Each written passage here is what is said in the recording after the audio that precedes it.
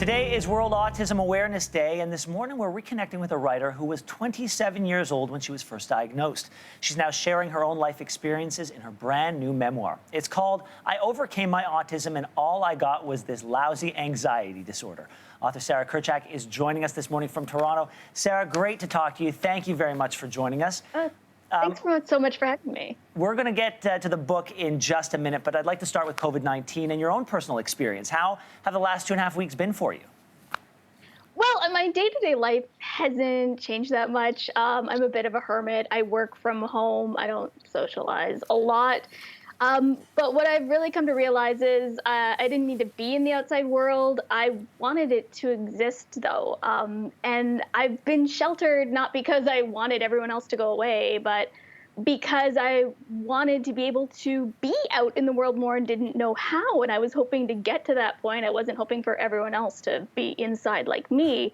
And, you know, I was hoping for greater understanding between autistic people and non-autistic people. I really didn't want it to come at the expense of everyone feeling the kind of confusion, the desire to do the right thing, but not knowing from day to day what that is, and the isolation that I felt all the time.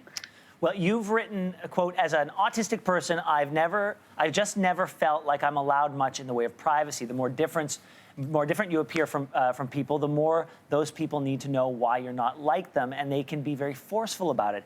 How have you found the balance between protecting yourself and your privacy and then sharing information that helps people understand autism?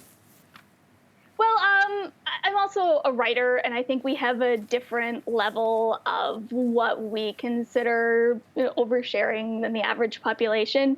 But it can be a challenge because people can be genuinely curious, and you want to support that and cause greater awareness for people like you as well, not just you.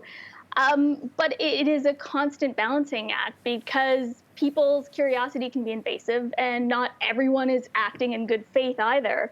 And I just really want younger autistic people who are starting to share their stories to realize, like, you are still a person. You can have a private life. You don't have to give everyone everything all the time.